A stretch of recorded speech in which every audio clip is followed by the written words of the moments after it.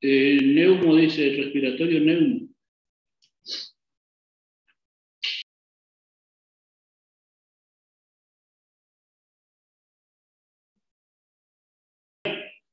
No, pero está.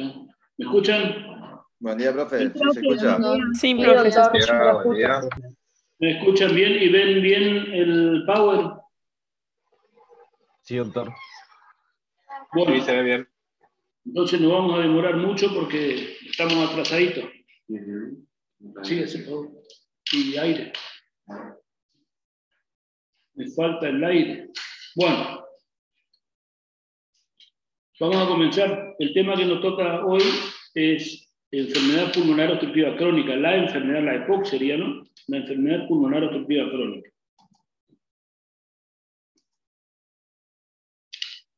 Rápidamente, esto voy a pasar rápido porque en realidad yo creo que ya se habló en algún punto acerca de los síndromes bronquiales, bronquitis crónica, bronquitis crónica simple. Ya está. Fíjense ustedes, y voy a comenzar acá cuando queremos comenzar a hablar de la enfermedad pulmonar obstructiva crónica. Tenemos que el cuadro clínico tiene fundamentalmente dos manifestaciones. Si ustedes quieren, tres manifestaciones. Sería la tos, el catarro y la disnea. La tos es el primer síntoma que aparece, bueno, es frecuente y a veces paroxística, más intensa en horas de la mañana. Y a la noche, casi siempre es productiva. Bueno, la producción, digamos, el catarro puede ser mucoso o mucopurulento. A veces, en algunas circunstancias, cuando tienen infecciones sobreañadidas, bueno, puede ser purulenta y con estría de sangre, francamente hemoptóica, es decir, esto nos habla de una inflamación crónica, de una lesión crónica en la mucosa bronquial, y también tienen que ir poniéndole un poquito de atención porque esto era el fundamento etiopatogénico de la bronquiectasia, ¿no? Bueno, durante los accesos intensos de tos, el enfermo puede perder el conocimiento, no hasta tener convulsión o sufrir relajación de esfínteres. Bueno, estos son, digamos, algunas variedades de tos. Y el otro síntoma, ¿no?, es la disnea. Son dos elementos clínicos, tos húmeda o productiva, con secreciones, y la disnea. Son los tres elementos constitutivos de la parte clínica y la manifestación clínica de la EPOC, ¿no?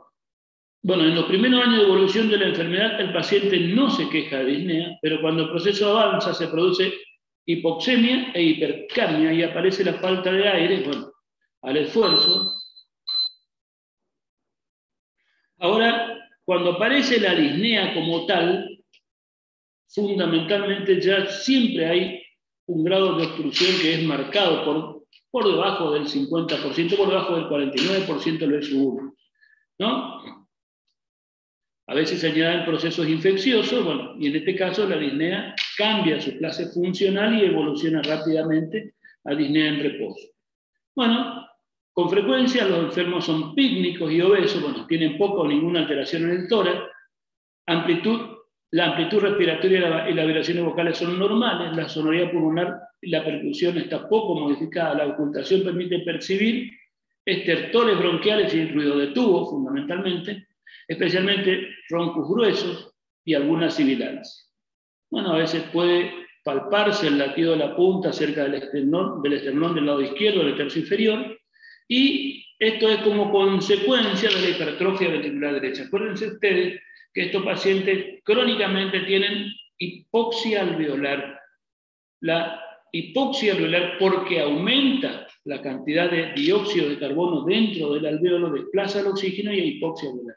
La hipoxia alveolar condiciona vasoconstricción capilar pulmonar. La vasoconstricción capilar pulmonar aumenta la resistencia vascular pulmonar. Y el aumento de la resistencia vascular pulmonar es lo que se conoce como hipertensión pulmonar. La hipertensión pulmonar produce sobrecarga ventricular derecha y hipertrofia ventricular derecha, ¿no? Y ya en estas circunstancias aparecen otros elementos, como por ejemplo el abotagamiento facial, con la cianosis, y es acá donde nosotros descubrimos que aparecen los famosos abotagados azul. 2 segunditos, voy a atender el teléfono y después apago el teléfono.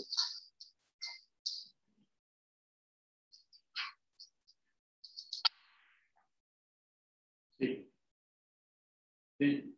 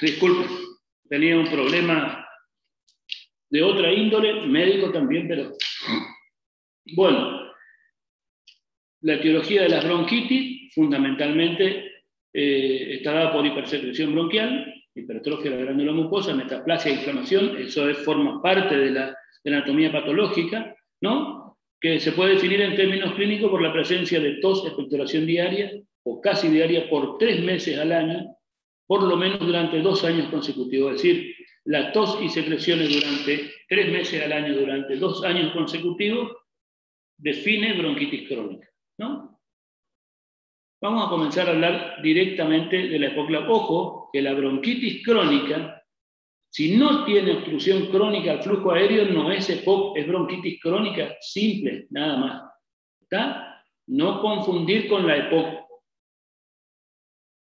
Ahora vamos a hablar de la EPOC, esto es a modo ilustrativo, y esto es el concepto que tenemos que tener de esta enfermedad.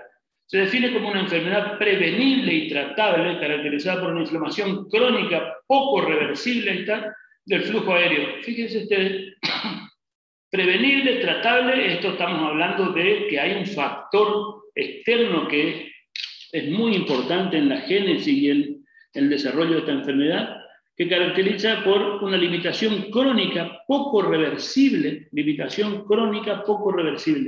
¿no? Al flujo aéreo. Estamos hablando de obstrucción crónica al flujo aéreo. Digamos que si nosotros nos ponemos a pensar, esto estamos hablando exactamente desde el punto de vista funcional, exactamente algo que es exactamente igual al asma. Bueno, esta limitación al flujo aéreo es por lo general progresiva, esa es otra característica, prevenible, tratable, limitación crónica poco reversible al flujo aéreo, que es progresiva y está asociada a reacción inflamatoria anómala a partículas nocivas o gases, principalmente el humo del tabaco. Ese es el concepto. Con este concepto podemos desarrollar casi toda la enfermedad, la EPOC. Aunque la EPOC afecta a los pulmones, también se caracteriza por presentar efectos sistémicos. Este es un concepto que se viene teniendo en cuenta desde hace aproximadamente unos 10 años atrás, porque se ha visto que el paciente con enfermedad pulmonar obstructiva crónica no solo tiene afectación pulmonar y respiratoria, sino que tiene afectación sistémica.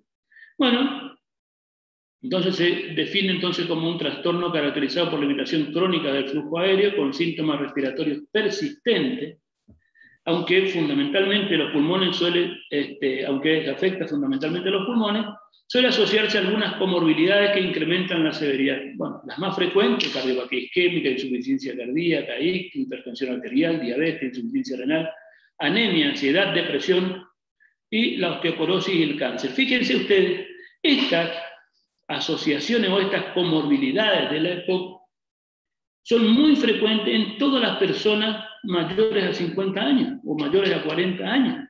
¿Sí? Y teniendo en cuenta que la afectación pulmonar por el tabaco ocurre tardíamente, no es que comenzamos a fumar y tenemos EPOC, sino que se va desarrollando a través del tiempo. Bueno, desde el punto de vista epidemiológico, fíjense ustedes, la EPOC, digamos, en Argentina tiene la mortalidad, digamos, por bronquitis crónica 2.3 cada 100.000, enfisema 3.6 cada 100.000.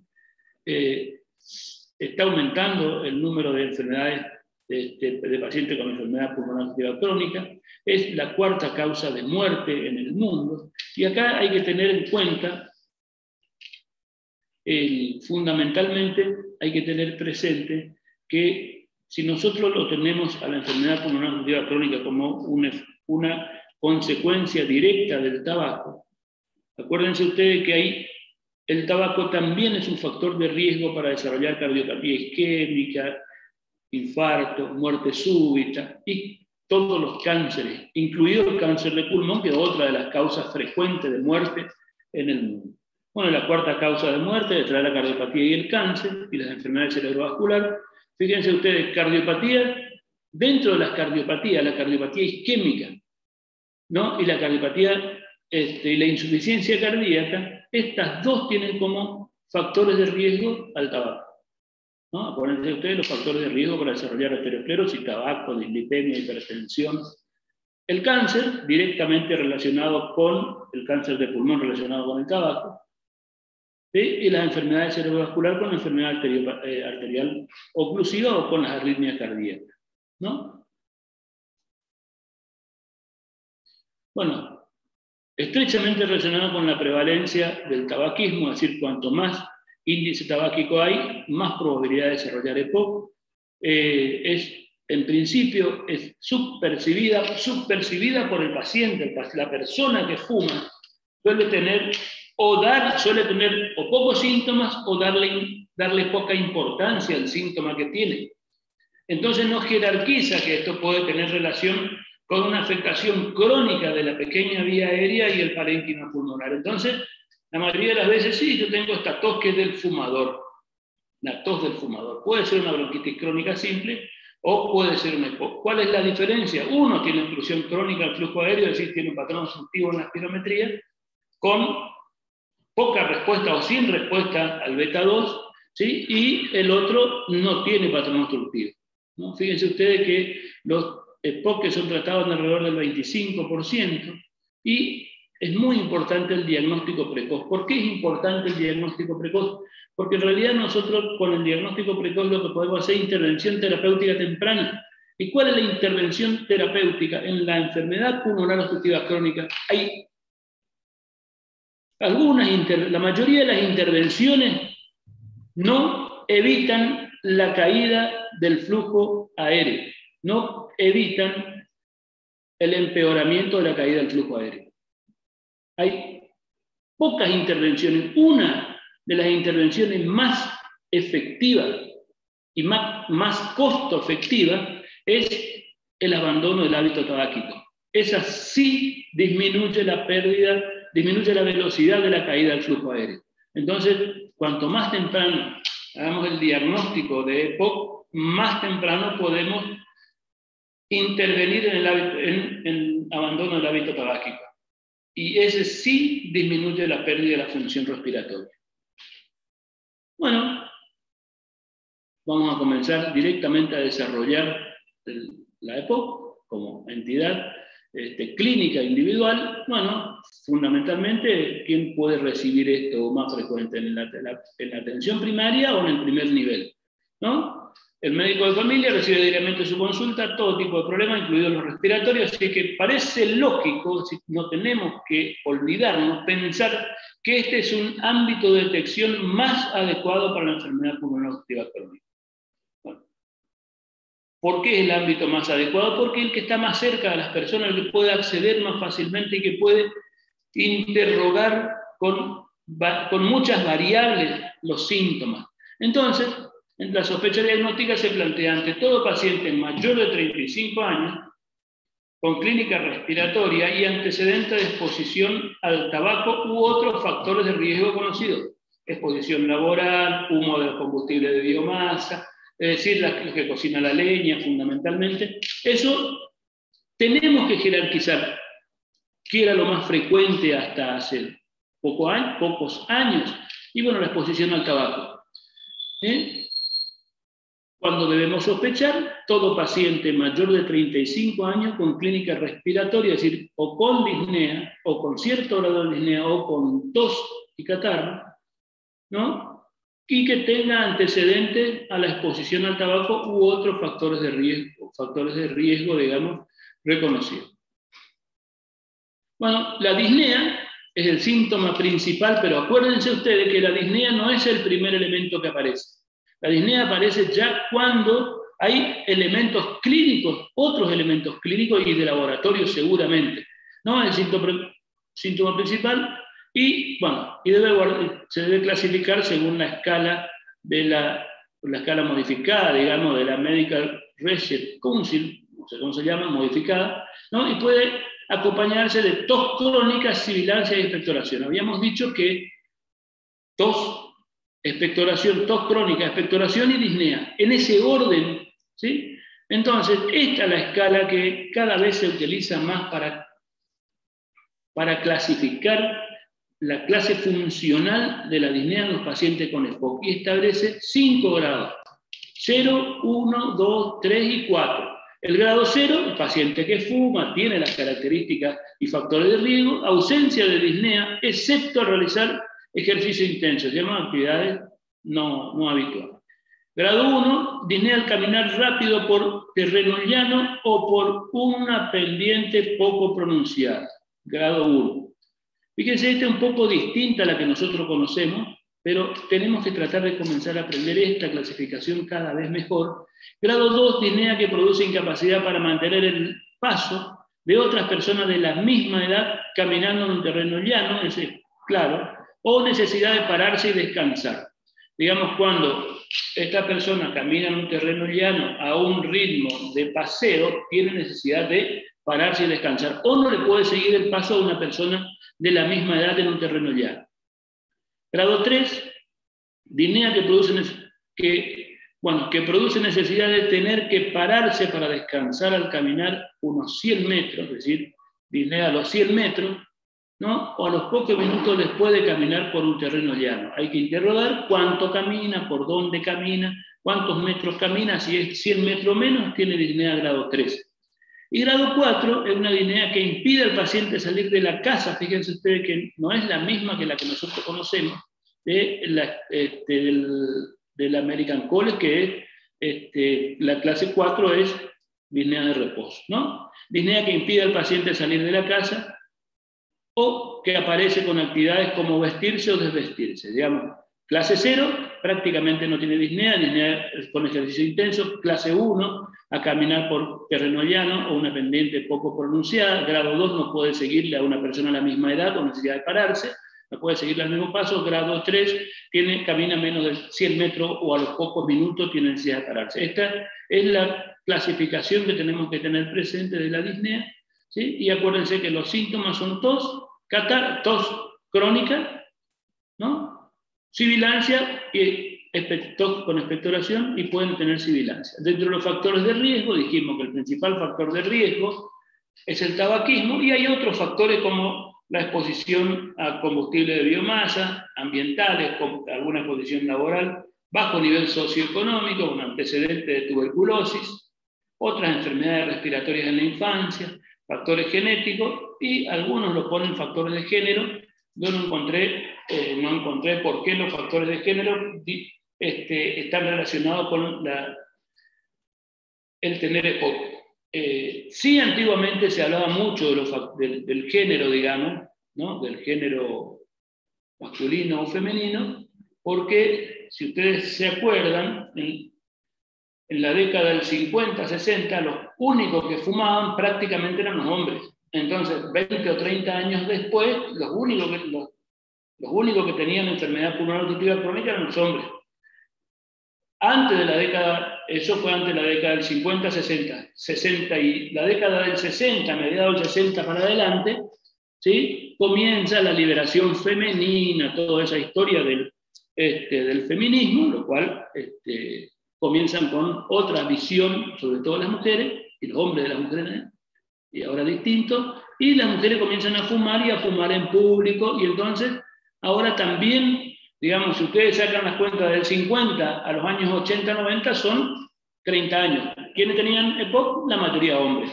Comienzan 10 o 15 años después las mujeres a fumar. Y bueno, desde la década del 90 en adelante, los hombres y las mujeres tienen el mismo riesgo. Bueno, el proceso diagnóstico de la EPOC, entonces, teníamos que una persona de más de 35 años que tenga síntomas como tos, expectoración o disnea, que esté expuesta, ¿no?, a algún factor de riesgo, tabaco, por ejemplo, fumador, ocupacional, contaminación interior o exterior, sobre todo los combustibles de biomasa, sobre todo las leñas, ¿no? A esta persona tiene indicación de realizarse una espirometría, ¿no? En la exploración física, ¿qué es lo que se puede encontrar en una persona con EPOC? La expiración prolongada, y cuando expira, la expiración es prolongada y a veces se suele ocultar sibilancia, hiperinsuflación del tórax, ¿no? Se pueden ocultar sibilancia, roncus en la expiración forzada, disminución del murmullo vesicular en los enfisematosos. En pacientes graves, bueno, pérdida ponderal y de masa muscular, puede haber cianosis central, edemas periférico y signo de sobrecarga ventricular derecha. Digamos, la aspiración prolongada, la disminución del murmullo vesicular, la sibilancia, los roncos con los catarros, la cianosis, los signos de sobrecarga ventricular derecha, que era el latido ese que nosotros habíamos dicho que se veía o que se podía palpar en el lado izquierdo del esternón, en el tercio inferior. Dentro de los estudios complementarios, fíjense ustedes que todos estos estudios, ninguno hace diagnóstico de EPOC. ¿Están? Estos estudios complementarios forman parte de la metodología de estudio que sirven en algunas circunstancias, en todas las circunstancias, para hacer diagnósticos diferenciales fundamentalmente, porque la radiografía de tórax, por ejemplo, las siguientes exploraciones y pruebas complementarias pueden considerarse como parte de la evaluación de la EPOC, no como para diagnóstico de la EPOC. Entonces, ¿qué es lo que nosotros podemos con la radiografía? Lo único que sabemos es que hay atrapamiento aéreo, no que tiene EPOC, ¿sí? Que es una de las cosas más frecuentes de encontrar en el EPOC. ¿Y cómo se evalúa, cómo se visualiza el atrapamiento aéreo? Bueno, diafragma aplanado, costillas horizontales, aumento de los espacios intercostales, aumento del aire retroesternal en el perfil, ¿sí? Eso es lo que se ve en la radiografía de tórax. En la tomo se pueden ver, bueno, diagnóstico diferencial, por ejemplo, con bronquiectasia y o con bulla o con quistes pulmonares o pleurales. Eso se pueden ver, pero no hace diagnóstico de EPOC. Bueno, el análisis de sangre, el hemograma, fundamentalmente en el hemograma vemos en los pacientes que tienen hipoxemia crónica, que es lo que vamos a ver. Si tienen hipoxemia crónica, una de las respuestas fisiológicas normal es el aumento de la hemoglobina, o sea que poliglobulia, ¿no? Poliglobulia es una de las cosas que se... También podemos ver anemia, ¿no? Pero la anemia integrando otro elemento, digo la poliglobulia como parte de una respuesta orgánica normal hacia la hipoxemia crónica. Y después en las personas de menos de 30 años que desarrollan EPOC o síntomas y tienen diagnóstico de EPOC, hay que dosarle alfa-1 antitripsina. En las personas que tienen esputo, tratar de cultivar, ya habíamos dicho que teníamos que es mejor tener un germen en el esputo para poder tratarle adecuadamente y dirigir el tratamiento en internaciones posteriores. La oximetría de pulso. La oximetría de pulso, en líneas generales, uno le hace a todos los pacientes que tienen disnea, ¿no? A cualquier paciente que tiene disnea se le coloca el oxímetro de pulso. ¿Y qué es lo que vamos a ver ahí? Bueno, desaturación o saturación normal. Desaturación. Y desaturación en la enfermedad pulmonar obstructiva crónica, en un pulmón normal, por debajo del 93%. ¿No? Una persona que satura por debajo del 93%, ya podemos decir que tiene hipoxemia leve. Cuando satura por debajo de 90, ya estamos en condiciones de decir que tiene insuficiencia respiratoria, o sea que hipoxemia severa, ¿no? Y a eso, si nosotros pensamos que tiene hipoxemia severa porque satura menos del 90%, la indicación en las personas que tienen disnea, en cualquier contexto, y más en las personas con enfermedad pulmonar obstructiva crónica, con esa saturación hay que hacerle una gasometría arterial. Esa es la indicación de gasometría arterial en el paciente con EPOC, o si no, en los que tienen disnea de reposo en la reagudización. Electrocardiograma para valorar fundamentalmente si hay alguna cardiopatía o los signos de sobrecarga ventricular derecha, el eco lo mismo. El test de marcha a los 6 minutos para ver el impacto funcional que tiene la enfermedad en el individuo. El test de volúmenes pulmonares en las circunstancias en las cuales tenemos patrón restrictivo o patrón mixto para, digamos, si tenemos un patrón restrictivo o un patrón mixto, lo que pedimos es medir la capacidad pulmonar total. Con la capacidad pulmonar total aumentada es un atrapamiento aéreo por EPOC. Y el test de difusión de CO2 para hacer diagnóstico diferencial con el asma. Bueno, de las pruebas de imagen elegimos la radiografía, no es necesaria para establecer diagnóstico, ¿no? Puede ser de utilidad en diagnóstico diferencial y para establecer otras comorbilidades respiratorias, fibrosis pulmonar, por ejemplo, bronquiectasia, enfermedades pleurales, cardíacas. Bueno, la radiografía normal, estas son las características que suele ser normal o presentar anomalías mínimas hasta en un 50% de los casos. Los cambios radiográficos más característicos incluyen, estos son los cambios radiográficos característicos de la enfermedad pulmonar obstructiva crónica, ¿no? La tomografía no se recomienda en forma rutinaria, es de utilidad para la bronquiectasia en pacientes con exacerbaciones frecuentes. Eso es lo clave, digamos. Y estos son los elementos, bueno, la hiperclaridad pulmonar es una de las cosas que se suele ver, el aumento del aire retroesternal en el perfil, ¿no? Aplanamiento del diafragma, horizontalización de las costillas, aumento de los espacios intercostales. También están descritos como un cambio la hiperclaridad de los vértices pulmonares, fíjense ustedes. Esto es lo que se observa en la radiografía de una tomografía, bullas pulmonares o quistes aéreos. Pruebas de laboratorio, bueno, en general tienen un valor secundario, pues no son diagnósticas. Vimos ya que la tomografía, la radiografía, no son diagnósticas de EPOC, pero pueden ayudar, digamos, en algunas circunstancias, sobre todo para valorar comorbilidad. El hemograma, investigar la presencia de anemia, ¿no? O la presencia de eosinófilos. Bueno, cuando el eosinófilo supera los 8%, los 10% en sangre periférica, se considera un buen marcador para seleccionar los pacientes que van a responder al uso de corticoides. Esto es por ahí lo que se llama síndrome de superposición junto con el asma, ¿no? Y desde el punto de vista bioquímico, bueno, la valoración de alfa-1 antitripsina, fundamentalmente cuando hay una disminución por debajo del 20% de la actividad, puede considerarse que la deficiencia de alfa-1 antitripsina es la causa de la enfermedad pulmonar obstructiva crónica. Y el tratamiento, además de tratar la EPOC, hay que inyectarle, digamos, alfa-1 antitripsina cada 15 días o cada 30 días de acuerdo a la dosis. La oximetría de pulso, otro de los elementos, estimar la saturación de oxígeno, ¿no? De la hemoglobina, la necesidad de oxigenoterapia suplementaria, bueno, cuando es de menos de 92, debe sospecharse la presencia de insuficiencia respiratoria.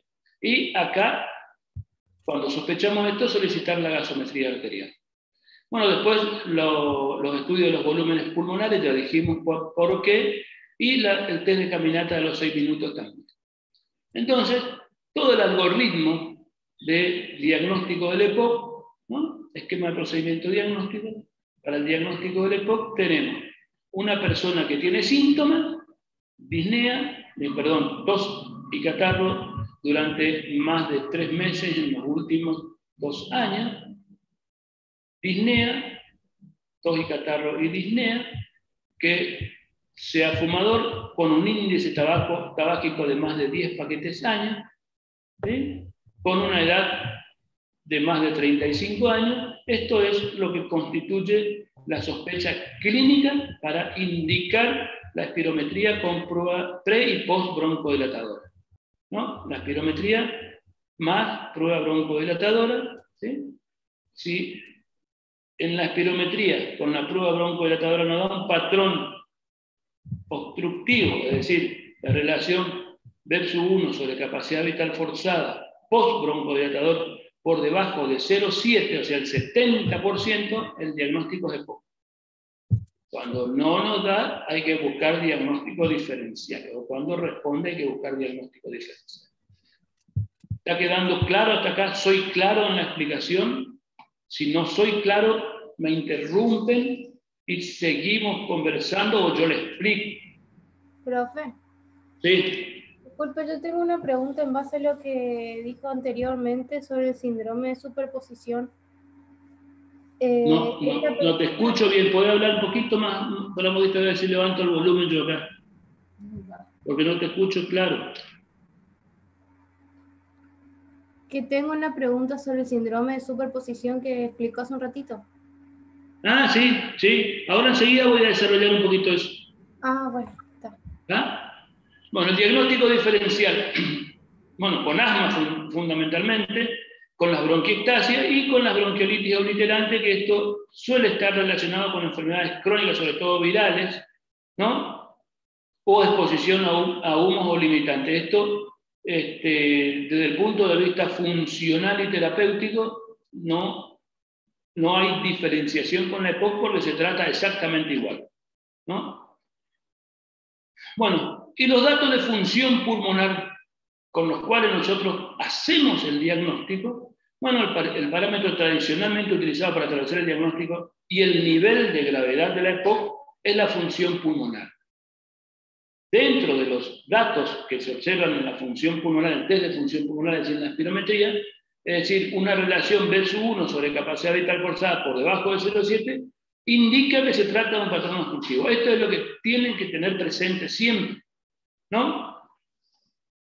Actualmente, tras el reconocimiento de la EPOC como una enfermedad sistémica, existen otros parámetros que también deben considerarse para ponderar la gravedad de la situación clínica del paciente con EPOC, pero la función pulmonar sigue siendo un parámetro fundamental, porque nosotros establecemos el diagnóstico de EPOC con una relación B/1 sobre capacidad vital forzada por debajo del 70% post-broncodilatador,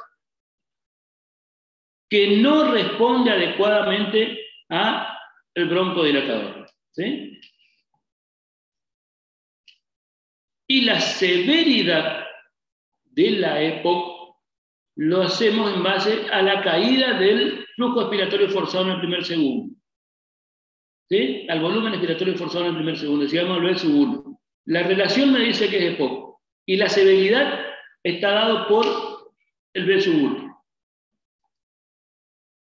Entonces los trazados espirométricos son B/1, 69%, no, perdón, capacidad vital forzada 2.36, que es el 69% del predicho, el B/1 1.15, que es el 42%, y la relación 49%. Fíjense ustedes que acá esto me dice que tiene un patrón obstructivo, ¿no?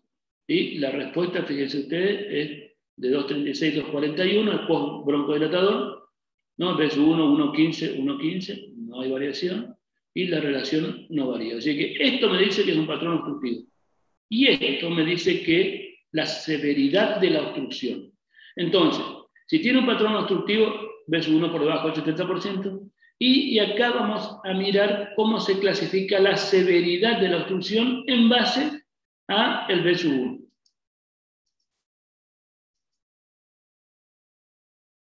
Dato a tener en cuenta, bueno, en la valoración del paciente con EPOC, cuantificación del consumo de tabaco, habíamos dicho, cuanto más alto el índice tabáquico es, digamos, mayor la velocidad de caída de la función pulmonar, la escala de la disnea, el B/1, ahora vamos a mirar, capacidad para realizar ejercicio desde del 6 minutos, número y gravedad de las exacerbaciones, valoración de los signos y síntomas pueden indicar complicaciones de la EPOC, y el índice de masa corporal. Todos estos elementos, una vez que hacemos el diagnóstico de EPOC, tenemos que evaluar porque forma parte de las intervenciones que nosotros vamos a hacer en el paciente con EPOC. Profe. Sí. ¿Cómo hacemos la valoración del peso de la persona cuando está en silla de ruedas? No escucho. No entiendo yo la pregunta. ¿Cómo realizamos la valoración del peso de la persona cuando una persona El está en índice de silla de masa ruedas? corporal. El body weight Claro, index. pero cuando está en silla de ruedas, digo, pues, No escucho. en silla de ruedas, cuando está inválida la persona. Pero hay mediciones antropométricas que voy a hacer para poder calcular la altura. Qué sé yo, la longitud de la tibia es una de ellas, la longitud de tibia de fémur es otra, para poder calcular la altura, para decir, bueno, esta es la altura. EPOC y tabaquismo. Bueno, dijimos que tenemos que valorar cuantificación del consumo de tabaco. Bueno, fíjense que más del 90% de los EPOC son o han sido fumadores. Es decir, de los EPOC, el 90% o más son fumadores. Pero, fíjense ustedes, algunas guías o algunos estudios hablan del 18, otros del 20, otro poquito más, poquito menos. De los que fuman desarrollan EPOC. Es decir, no todos los fumadores desarrollan EPOC. Esto tenemos que tener presente.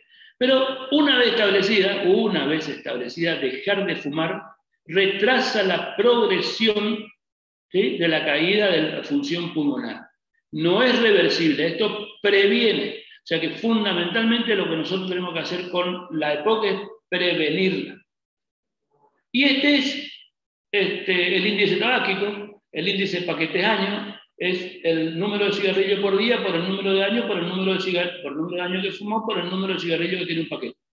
¿Sí? Número de cigarrillos por día por el número de años sobre el número de cigarrillos de un paquete. Bueno, el diagnóstico precoz, la espirometría a toda persona que sea fumadora, más de 40 años, con un índice de más de 10 paquetes años, sobre todo si tiene tos crónica y disnea o con infecciones respiratorias recurrentes. Esto es lo que se conoce como índice tabáquico o índice paquetes año. No es paquete por año, sino es paquetes año. Peak year. La escala de la disnea, ya habíamos visto, 0 cuando no tiene disnea al caminar, sí tiene con ejercicio intenso, grado 1, disnea al caminar rápido en terreno llano o con una pendiente poco pronunciada, grado 2 cuando no puede seguir el paso a una persona de la misma edad caminando en terreno llano, o tiene necesidad de pararse, grado 3, disnea que aparece a los pocos minutos de comenzar a caminar en terreno llano o antes de los 100 metros, y grado 4 que le impide salir de la casa, o vestirse y hacer actividades de aseo mínimo. Bueno, la disnea, dijimos, el síntoma cardinal de la EPOC, disnea. El primer síntoma de la EPOC, tos y catarro, ¿no? Y aparece en estadios avanzados. Fundamentalmente suele aparecer cuando la caída del B1 está por debajo del 49%, por debajo del 50%, suele aparecer la disnea. ¿Sí? Es una sensación subjetiva, bueno, que debe ser cuantificada. Esta es la escala, ya sabemos cuáles son. ¿Sí? Así que, y la clasificación por severidad según la caída del volumen respiratorio forzado en el primer segundo, ¿sí?, del verso 1, sería, esta es la clasificación que utilizan en casi todos lados, que es la del GOLD, digamos, fundamentalmente, ¿no? ¿A qué le llamamos EPOC por verso 1 leve? Al que tiene una relación verso 1 sobre capacidad vital forzada por debajo del 70%, con un verso 1 por arriba del 80%. Moderado es cuando tiene el tifenó, digamos, que es lo que le llaman a la relación verso 1 sobre capacidad vital forzada. Todo esto tiene por debajo del 70%. ¿Sí? Pero el leve tiene una caída del verso 1 que está superior del 80%, el moderado tiene entre el 50 y 79%, entre el 50 y 80 en realidad sería, ¿no? El grave es de 30 a 49, y el muy grave por debajo de 30 o menos de 49 con signos y síntomas de insuficiencia respiratoria crónica. Por ejemplo, bueno, cianosis, poliglobulia, ¿está? Que también a esto se denominan estadios de GOL 1, 2, 3 y 4. ¿Está? Leve, más de 80, 50, 79, grave, 30, 49, y GOL 4, muy grave, menos de 30 del teórico, o menos de 49 con signos y síntomas de insuficiencia respiratoria crónica. ¿Estoy siendo claro hasta acá? ¿Sí? Sí, doctor. Sí, doctor. También tenemos que valorar en la historia, fíjense que casi todo esto que hacemos nosotros acá es con el espirómetro y muchos elementos clínicos hasta ahora. Hasta ahora prácticamente para hacer diagnóstico, para confirmar el diagnóstico y para la valoración, nada más que la espirometría. ¿Sí? También tenemos que interrogar acerca del número y gravedad de las exacerbaciones. Bueno, las agudizaciones de la enfermedad contribuyen a aumentar el grado de deterioro. Cuanto más estables están, más tiempo estables se mantienen, menos velocidad de caída de la función pulmonar. Pero cuando tienen reagudizaciones, cae mucho la función pulmonar. La recuperación o el alta después de una reagudización nunca sale con la misma función pulmonar que la que estaba antes, ¿no? La agudización de la enfermedad pulmonar contribuye a aumentar el grado de deterioro de la función. Esta consideración observada recientemente supone una modificación de la clásica gráfica de Fletcher que vamos a ver.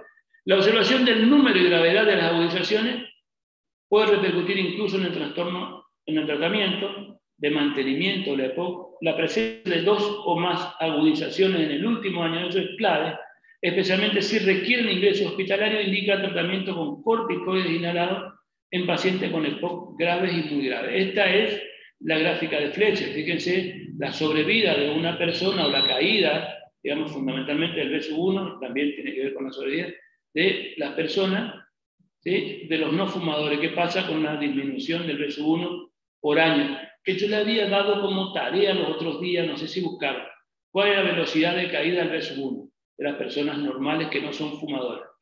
Fíjense el fumador cómo va cayendo el BSU1 a través del tiempo. ¿Qué pasa si deja de fumar? Disminuye la velocidad de caída del BSU1. ¿Sí? Esto es lo que habíamos dicho, intervención precoz, para eso hay que ser sospecha precoz y diagnóstico precoz para hacer una intervención precoz en los pacientes, sobre todo con factores de riesgo. Fíjense ustedes en los que siguen fumando, ¿no? Y fíjense en los que tienen reagudizaciones. Digamos, esta es la gráfica de Fletcher, digamos, que nosotros tenemos que tener por ahí mirando la caída del BSU1 de una persona no fumadora, de un fumador que deja, esta amarilla, que deja de fumar, del fumador que no deja y no tiene reagudizaciones, y del fumador con reagudizaciones. Digamos, la velocidad de caída del BSU1, y esto a su vez supone más gravedad y más severidad de afectación, por supuesto, más síntomas en la enfermedad pulmonar obstructiva crónica. ¿Cuáles son las comorbilidades? Bueno, conocemos diabetes, hipertensión arterial, cardiopatía isquémica, insuficiencia cardíaca, cáncer de pulmón. Ojo que el tabaco es un factor de riesgo para desarrollar cáncer de pulmón. El síndrome de apnea y hipopnea del sueño, las infecciones respiratorias, bueno, osteoporosis, depresión, ansiedad, asma es otra de las que se suele superponer, alteraciones musculoesqueléticas, alteraciones nutricionales y anemia. Fíjense ustedes, ligadas a la edad y al tabaquismo y como consecuencia de los efectos sistémicos en la enfermedad, inmovilización y iatrogenia. Son fundamentalmente, hay que tener en cuenta después en el tratamiento, vamos a mirar qué pasa con la iatrogenia. El índice de masa corporal y EPOC, bueno, influye a lo largo, fíjense, el índice de masa corporal influye a largo plazo sobre la supervivencia de los pacientes con EPOC, y los pacientes con un índice de masa corporal por debajo de 21 tienen peor pronóstico. Si tienen por debajo de 21, lo que tenemos que hacer es tratar de adecuarle el índice de masa corporal con una buena intervención nutricional. El aumento, ¿no?, del índice de masa en pacientes con EPOC grave, ¿no?, e índice de masa por debajo de 25, influye favorablemente en la supervivencia. Es decir, si tienen menos de 21, peor pronóstico, tenemos que tratar de intervenir y tratar de llegar hasta cerca de 25 para mejorar el pronóstico fundamentalmente. La capacidad de ejercicio, Esto se mide con el test de caminata durante 6 minutos, es un parámetro de 6 minutos, otro parámetro de fácil realización, y que sirve para orientar acerca de la severidad. Y esto es algo que se realiza mucho en la actualidad, por la sencilla razón de que no se requiere mucha intervención, digamos mucha infraestructura, perdón, y muchas veces la relación entre la caída del verso 1 y los síntomas no hay buena relación. Uno pensaría que el que tiene un verso 1 de 35 tendría que tener disnea clase funcional 3 o 4 y tendría que poder caminar y el test de los 100 minutos menos de 150 metros. Pues bien, no siempre tiene esa relación. Bueno, la tolerancia al ejercicio es un buen predictor de supervivencia en el paciente con esto, ¿no? Que habla de la función y la tolerancia a la función fundamentalmente. Este es un índice que solemos utilizar como para tener una idea de la funcionalidad, digamos, que utilizamos el índice de masa corporal, el grado de obstrucción, el grado de disnea y el grado de distancia caminada. En base a esto, a cada uno, el verso 1, por ejemplo, si está más de 65, 50, 64, le vamos dando un puntaje, la distancia caminada más de 350, 0, digamos, si tiene cada uno de estos tiene mejor pronóstico y menos severo seguramente es, ¿no? Y fíjense ustedes lo mismo que el verso 1, si tiene menos de 35, 3 puntos, distancia caminada menos de 150 metros, disnea clase funcional 4, se le va asignando puntaje. Y de 0 a 3 puntos el riesgo de mortalidad es leve, de 4 a 6 moderado, de 7 a 10 puntos la mortalidad o el riesgo de muerte es muy alto. Esto es para establecer un mejor pronóstico fundamentalmente en los pacientes que tienen enfermedad pulmonar obstructiva crónica. Ahora vamos a pensar, una vez que hicimos el diagnóstico, tenemos el pronóstico de estos pacientes, vamos a pensar en tratarlo. Hasta ahora no hablamos del tratamiento y cómo comenzamos el enfoque terapéutico, ¿no? Tenemos que clasificar a los pacientes. Para personalizar el manejo, o sea, el tratamiento de la hipoplasía vigente, clasifican a los pacientes siguiendo algunos criterios diferenciales. Utilizamos casi lo mismo que para los scores pronósticos, pero fíjense ustedes que ahora vamos a mirar qué utilizamos según la función pulmonar, el grado de disnea y la historia de reagudizaciones. 3 cosas. Función pulmonar sería la espirometría, ¿no? Con la severidad en el verso 1, la severidad de caída en el verso 1. Eso es 1. Grado de disnea, la clase funcional según la escala que habíamos visto recién. 0, 1, 2, 3, 4. ¿No? Y la historia de reagudizaciones, más de 2 reagudizaciones y menos de 2 reagudizaciones. Eso es lo que tenemos que tener presente porque en base a eso nosotros vamos a clasificar a los pacientes para realizar intervenciones medicamentosas terapéuticas. Bueno, la estrategia del GOL, ¿no? Propone valorar el grado de obstrucción del paciente y clasificarlo en grupos A, B, C, D, ¿no? En función al nivel de los síntomas según la puntuación obtenida en la escala de disnea, en el cuestionario CAT, que es un cuestionario de estabilidad y de percepción de los síntomas, que también se utiliza para el asma, no sé si ustedes se acuerdan, ¿no? Y el número de exacerbaciones registradas durante el último año. Y establece 4 grupos, A, B, C y D. El A y el B, ahora vamos a mirar un cuadrito, el A y el B son de bajo riesgo, pero el grado A es de bajo riesgo, poco sintomático. El B, bajo riesgo, pero con más síntomas. El C es poco sintomático, con alto riesgo, y el D es muy sintomático con alto riesgo. ¿Qué es esto? A, B, C y D. Estos son de bajo riesgo y estos 2 son de alto riesgo. Estos 2 son muy sintomáticos. Si ustedes miran, ¿no? En la escala, el CAT, un puntaje de menos de 10, un puntaje de más de 10 en el de alto riesgo. En la escala de la disnea, 0, 1, ¿sí? En los de pocos síntomas, ¿no? Y en los de más síntomas, un índice de disnea de más de 2. Por supuesto que el bajo riesgo, fíjense ustedes, por menos de 2 exacerbaciones al año y versus 1 mayor al 50%. Bueno, estos dos tienen mayor al 50%, de acá para arriba están dentro de los bajos riesgos. De acá para abajo dentro de los altos riesgos. Cualquiera de los dos sería A, B, C y D. Y en base a esto es que nosotros definimos conductas medicamentosas. Esta es otra clasificación, ¿no?, de la guía española de la enfermedad pulmonar obstructiva crónica. Es muy similar, es distinto la gráfica, pero la clasificación es muy similar, muy parecida, y este tiene la ventaja de la guía española de la enfermedad pulmonar obstructiva crónica de que clasifican fenotipos, y acá este fenotipo es un fenotipo que es el que de superposición, en el cual responden muy bien al tratamiento con broncodilatador y corticoide. Este es el fenotipo que le llaman fenotipo reagudizador o de superposición con asma.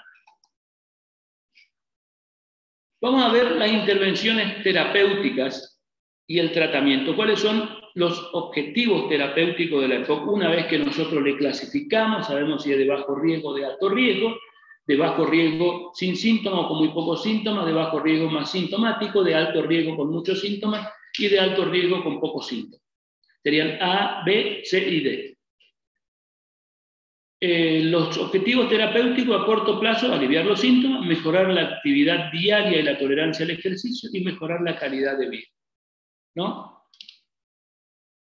Objetivo terapéutico a largo plazo: retrasar la progresión de la enfermedad, tratar las exacerbaciones, reducir la frecuencia y gravedad, prevenir y tratar precozmente la complicación de la enfermedad, reducir la mortalidad, reducir mortalidad, mejorar la tolerancia al ejercicio y reducir los efectos secundarios de la medicación. Es decir, también hay que mirar y tener en cuenta los efectos adversos de la medicación porque también forma parte de la calidad de vida.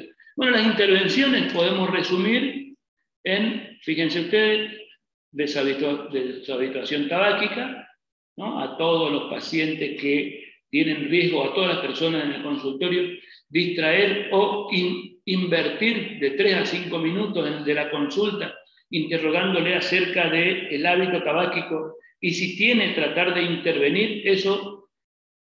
Con eso se logran muy buenos efectos en la deshabituación del hábito. Ahora vamos a discutir un ratito de eso. Deshabituación del hábito. Después, intervención farmacológica, ¿no? Intervención farmacológica, ahora vamos a ver cuáles son las drogas que se utilizan. Actividad física, actividad física, oxigenoterapia domiciliaria, la ventilación mecánica y en algunas circunstancias cirugía como tratamiento de la enfermedad pulmonar obstructiva crónica. Las medidas generales: ejercicio físico regular en todos los pacientes en la medida de su posibilidad, digamos, ejercicio limitado por el síntoma, todos tienen que realizar. Dieta equilibrada y control de peso corporal, vigilar la desnutrición, porque existe una relación directa, ya habíamos visto, entre índice de masa corporal bajo y la mortalidad. Por debajo de 18, una alta mortalidad, así que hay que adecuar. Medida higiénica dietética de sueño y descanso. Evitar contaminantes ambientales y profesionales domésticos que aumenten la hiperactividad bronquial, hiperreactividad bronquial. Vacunación antigripal. En algunos casos, vacunación antineumocócica y consejo antitabáquico. Dentro de las medidas generales, entonces, adecuar la dieta, adecuar el índice de masa corporal, la vacunación, ¿no?, y consejo antitabáquico y vacunación antigripal. Cesación tabáquica. Profe, una pregunta. Sí. ¿Cuáles son los casos en los que hay que aplicar la vacuna contra el neumococo al paciente? Ahora ya vamos a ver, ya bien, 2 minutitos. Gracias. Bueno, en principio te diría que a todos los pacientes con EPOC se debe vacunar con el antineumocócico. Eso ya de entrada tenés que tener ese concepto. Cesación tabáquica. Dejar de fumar, bueno, es la clave, pues es la intervención más eficaz para frenar el deterioro funcional del EPOC. Ya vimos en el grafiquito ese, creo que quedó bien establecido, y no hay otra intervención que disminuya el deterioro de la función. Una vez que hacemos diagnóstico de EPOC, es progresiva la disminución de la caída de la función pulmonar. Digamos, es progresiva la caída de la función pulmonar. Se recomienda, bueno, promover la cesación tabáquica en todos los fumadores mediante el consejo sanitario, la terapia cognitivo-conductual y el tratamiento farmacológico. Bueno, se dispone de terapia sustitutiva con nicotina, bupropión, vareniclina. Bueno, todo último financiado por los sistemas de salud, ¿no? El tratamiento combinado incrementa la tasa de abstinencia, es decir, con cognitivo-conductual y el tratamiento con drogas sustitutivas y con antidepresivos. A todos los pacientes hay que preguntarles, la intervención conductual y cognitiva siempre tenemos que tratar de, bueno, en primer lugar, la cesación tabáquica tiene, ustedes saben que el tabaquismo forma parte de una adicción, digamos, produce adicción, ¿no? Y como todas las adicciones, hay lo que se llama dependencia, la dependencia psíquica y la dependencia física. Y todas las adicciones tienen en su evolución varias etapas, que si uno la quiere graficar o nominar, sería la etapa de precontemplación, de contemplación, de acción y de recaída. Digamos, forma parte de un círculo, digamos, todas las adicciones, ¿no? De precontemplación, ¿qué significa etapa de precontemplación? En el tabaco, en el alcohol, en otras drogas. Significa que la persona se droga y no le interesa, ni siquiera sabe, o si sabe, no le da importancia, que lo que le pasa a él está relacionado con la droga que consume. Eso es precontemplación, ¿no? Contemplación es cuando, por intervención de alguien, de la sociedad, de los psicólogos, de los agentes sanitarios, del médico, la persona comienza a pensar que lo que le está pasando, por ejemplo en la EPOC, la disnea, la falta de aire, la tos y el catarro, el despertar nocturno con mucha tos, las secreciones, es por el tabaco, es por lo que está consumiendo, ¿no? La pérdida laboral, los accidentes de tránsito que tiene, en el caso del alcohol, ahí comienza la etapa de contemplación y ya significa que lo está pensando y comienza a pensar en abandonar el hábito, la etapa de contemplación. Y a partir de ahí hay que trabajar en la etapa de contemplación en 2 o 3 cosas. En primer lugar, en que el hábito de tabaco no se debe abandonar de a poco, hay que dejar de fumar de un día para otro y no volver a fumar más. Ese sería el objetivo del abandono. Pero hay que hacer intervenciones intermedias, como para que nosotros tenemos que saber en la etapa de contemplación, tenemos que saber cuál es la severidad de la afectación de su adicción, ¿no? Entonces ahí se hacen un cuestionario, que es el cuestionario de Farweston se llama, y en el cual sabemos si tiene una dependencia tabáquica, si es leve, moderada o severa. Y en cuanto a si es leve, se hace una intervención, moderada, intervenciones intermedias, y la dependencia severa, por supuesto que hay que hacer todo un tratamiento cognitivo-conductual, un tratamiento sustitutivo, inclusive hasta un mes antes de la fecha que él decide dejar el hábito. Y entonces, una vez que sabemos eso, se le sugiere, mira, ahora, ¿y cuándo vos pensás dejar? Y también cuando piensa dejar, tiene que ser una fecha significativa para la persona, para él, cuando cumpla 15 años mi hija, o cuando mi hija se reciba de médica, dejo de fumar, es decir, se va a recibir, se rinde su última materia en agosto, entonces ya comenzó y ya se comienza a trabajar en mediados de julio o de junio, depende de la dependencia que tenga, del grado de dependencia, se comienza a trabajar con el bupropión, se comienza a trabajar con la vareniclina, unos 15 días antes se comienza con dosis moderada sustitutiva de nicotina, cosa de que llega el día que la hija se recibió de médica, ojalá que salga bien, ¿sí? Y él deja de fumar. Por supuesto, sigue con la medicación y dejó el hábito. Eso es para disminuir las crisis de abstinencia, ¿sí? Y ya hablamos de cesación tabáquica. Bueno. La vacunación, la vacuna antigripal reduce la incidencia de infecciones respiratorias. Bueno, se recomienda la periodicidad anual, las infecciones respiratorias son, sobre todo las canaliculares, son las causas más frecuentes de reagudización en el EPOC. Bueno, también la vacuna antineumocócica, aunque su utilidad es más discutida, ya que solo parece ser efectiva en los pacientes más jóvenes, menores de 65 años, y más grave con un PSU1 por debajo del 50%. Bueno, y estas son las dos, la Pneumovax 23, que sería, o la P23, y la 13, ¿no? Que es la Prevenar 13. Estos son los dos grupos, ¿no? Esta es la P23, se debe administrar en el momento del diagnóstico, y una segunda dosis a partir de los 65 años, con un intervalo mínimo de 5 años entre ambas, la Pneumovax 23. Y esta la 13 valente, bueno, es una única dosis cuando se hace el diagnóstico. Esto es lo que se discute, pero lo que se discute en realidad es la efectividad de disminuir el número de neumonía, pero sí disminuye seguro y la severidad. Entonces hablamos de la intervención del índice tabáquico, hablamos de la cesación tabáquica, hablamos de las vacunas, hablamos del índice de masa corporal, la disnea, y tenemos que utilizar broncodilatadores. ¿Cuáles son las drogas que utilizamos en la intervención terapéutica?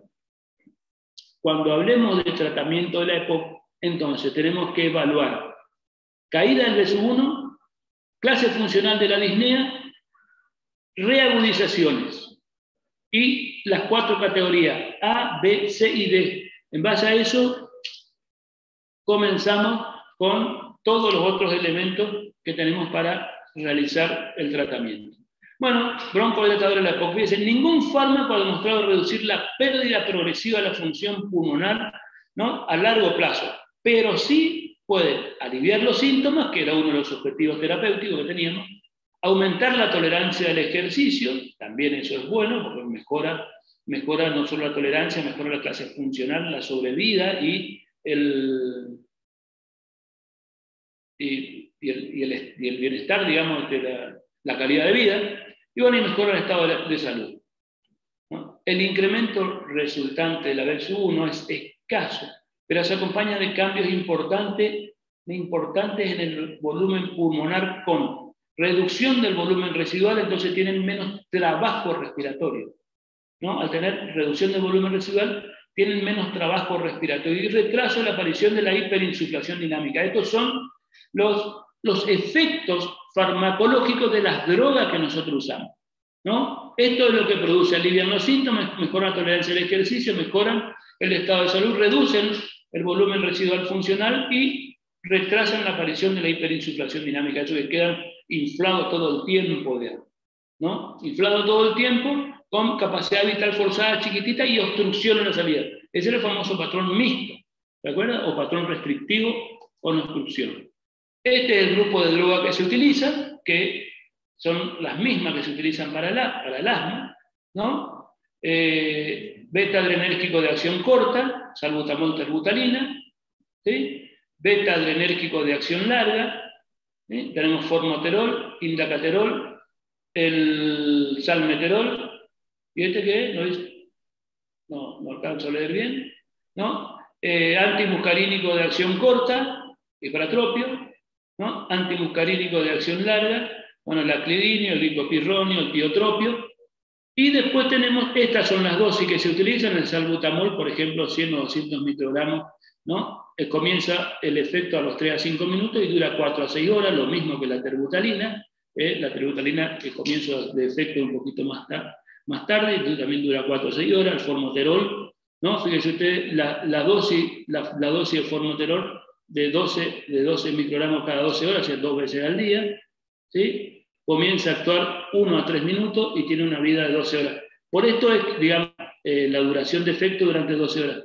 Por esto es que el formoterol se utiliza para el tratamiento del asma. Se utiliza para el tratamiento del asma en el asma intermitente. ¿Se acuerdan que poníamos un LABA y corticoide a dosis baja? Porque el inicio del efecto del formoterol es de 1 a 3 minutos. El indacaterol, 150 microgramos por día, inicio a los 5 minutos y tiene 24 horas de duración. El salmeterol, 50 microgramos cada 12 horas, comienza a los 30 minutos y 12 horas de duración. Los antimuscarínicos, el tiotropio, 40 microgramos, comienza el efecto a los 15 minutos, 6 a 8 horas, por esto el tiotropio hay que dar 2 veces al día o 3. El aclidinio, 322 microgramos, comienza a los 30 minutos cada 12 horas. El tiotropio se utiliza de 18 microgramos por día, ¿sí? También comienza a los 30 minutos y tiene 24 horas de duración del efecto. Y después tienen las combinaciones, ¿sí? Las combinaciones, un corticoide, digamos, perdón, un antimuscarínico de acción prolongada y un beta agonista de acción larga. Las combinaciones de estos dos que se utilizan en la EPOC, y ahora ya vamos a ver cuáles son. ¿Cuáles son las drogas? Entonces dijimos, agonista beta, beta 2, ¿no?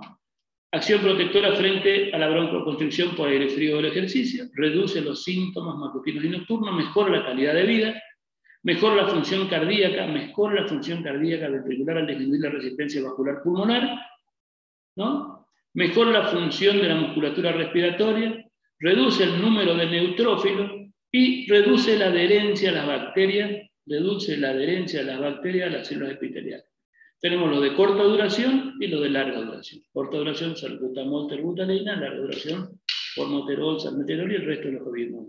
Los anticolinérgicos disminuyen la hipersecreción mucosa, disminuyen la disnea, mejoran la tolerancia al ejercicio, mejoran la calidad de vida, reducen la hiperinsuflación pulmonar con aumento de la capacidad inspiratoria, ¿sí? Reducen las exacerbaciones y el número de hospitalizaciones. Esto es importantísimo en el paciente que tiene una enfermedad crónica que no se va a curar. Bueno, lo de corta duración ya vimos, larga duración tiotropio y todo el resto. Bueno, este es el bromuro de tiotropio, tiene algunas particularidades, es un antimuscarínico, actúa sobre los receptores, los M3 fundamentalmente, ¿no? Que tiene una velocidad de disociación diferente y por eso que tiene una vida media más larga. El efecto clínico ya vimos. Y los efectos secundarios, estos sí, fundamentalmente locales, sequedad de boca es uno de ellos. Las teofilinas, por vía oral o en forma retardada. Bueno, las teofilinas, el efecto es un inhibidor de la fosfodiesterasa, tiene más efecto antiinflamatorio como adyuvante antiinflamatorio que otro, ¿no? Broncodilatador menos potente que los beta-2 y bromuro de hipertropio. Margen terapéutico estrecho, bueno, esta es la contra que tienen las teofilinas, día 20 microgramos litro. Tenemos que monitorear la teofilinemia al inicio y después cada 6 a 12 meses. Tiene interacción medicamentosa con muchos medicamentos, por eso es que hay que tener cuidado. Tiene frecuentes efectos adversos de interacción, bueno, a ver si está por acá. Sin embargo, mejoran la disnea, mejoran la tolerancia al ejercicio, tienen un probable efecto antiinflamatorio con concentraciones bajas. Y bueno, y está particularmente indicado en el fracaso de los otros broncodilatadores, solo se mantienen si hay mejoría clínica significativa. Si se prescriben durante 4 o 6 semanas, hay que monitorear la teofilinemia, hay que tener cuidado con las interacciones medicamentosas, por ejemplo, tiene interacción con los anticoagulantes orales, como por ejemplo la cenocomalol o la warfarina. Tiene interacción medicamentosa que aumenta mucho la vida media y hay que disminuir la dosis con los macrólidos, con los antibióticos que se utilizan frecuentemente en el manejo de los pacientes reagudizados. Así que hay que tener cuidado. Está tomando teofilina 0,3 miligramos kilo por día y resulta que estaba con una teofilinemia de 12 o 14 microgramos litro y de pronto nosotros le agregamos claritromicina y comienza con palpitaciones, temblor, taquicardia, y es porque no bajamos la dosis de la metilxantina. Digamos que eso tenemos que tener presente siempre. Bueno, la base del tratamiento farmacológico de la EPOC son los broncodilatadores. Y acá ya sabe cuáles son, los agonistas beta o los antimuscarínicos, ¿no? Los broncodilatadores inhalados el fármaco y el dispositivo más adecuado dependerán de las características y de las comorbilidades que tiene el paciente. Pero fundamentalmente son broncodilatadores inhalados el fundamento o la base terapéutica. Bueno, actualmente hay disponibles 2 grupos, los beta y los anticolinérgicos. Bueno, esto es un resumen de lo que vamos a tratar ahora, de ahora en más. Bueno, de forma general, para el tratamiento de mantenimiento se prefieren broncodilatadores de larga duración, conocidos como agonistas beta de acción larga o antimuscarínicos de acción prolongada.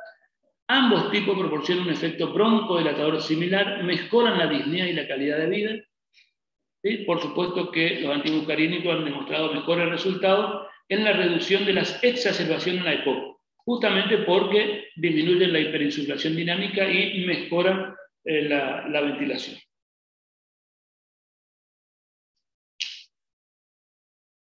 Algunos puntos que tenemos que tener en cuenta en el tratamiento de la EPOC: el tratamiento farmacológico debe ser progresivo, adecuándose a la gravedad de la obstrucción y de los síntomas, así como a la respuesta del paciente a los diversos tratamientos. Fundamentalmente mejora la sintomatología y la tolerancia al ejercicio. Los broncodilatadores inhalados agonistas beta y los anticolinérgicos son la base del tratamiento sintomático. El tratamiento con broncodilatadores de acción corta debería utilizarse a demanda para el alivio inmediato de los síntomas en los pacientes con EPOC. Fíjense ustedes que siempre el agonista beta de acción corta o el antimuscarínico de acción corta, cualquiera de los dos de acuerdo a la respuesta, siempre se debe usar como rescate en la enfermedad pulmonar obstructiva crónica. Así que eso le damos siempre. Los broncodilatadores de acción larga deben utilizarse en pacientes con EPOC y síntomas permanentes. La combinación de broncodilatadores de acción larga debe realizarse en los pacientes con EPOC que persisten sintomáticos a pesar de la monoterapia. Es decir, que se llama en el estadio C. ¿Se acuerdan? A, B, C. C tiene síntomas, le ponemos siempre le damos el broncodilatador, el beta 2 de acción corta, y le damos un LABA o un SABA. Perdón, un LABA, ¿sí? O un, ¿qué dices tú? Un LABA, sería un antimuscarínico, o un beta 2 o un LABA. Cualquiera de los dos. Y a pesar de tener el broncodilatador y el otro broncodilatador de acción corta y el de acción prolongada persisten con síntomas, se le suma otro de acción prolongada. A ver si está por acá. Bueno, los broncodilatadores de acción corta suelen emplearse a demanda en pacientes con síntomas ocupacionales y de afectación funcional leve, o añadido al tratamiento de mantenimiento para el alivio de los síntomas. Esto está claro. Cuando no se consigue una respuesta adecuada, con la monoterapia se recomienda el tratamiento combinado con broncodilatadores de diferentes grupos, ya sea en dispositivos separados o en dosis fija, que es lo que habíamos visto en el power inicial de las drogas. ¿Cuáles son los efectos adversos? Esto siempre tenemos que conocer que los broncodilatadores, fundamentalmente los beta-adrenérgicos, temblor fino de manos, palpitaciones cuando se utiliza mucha demanda, bueno, taquicardia, menos frecuentemente broncoespasmo por acción irritativa de la partícula que llega a los bronquios, puede tener nerviosismo, cefalea, hiperglucemia y en dosis altas hipocalemia, es decir, hipopotasemia.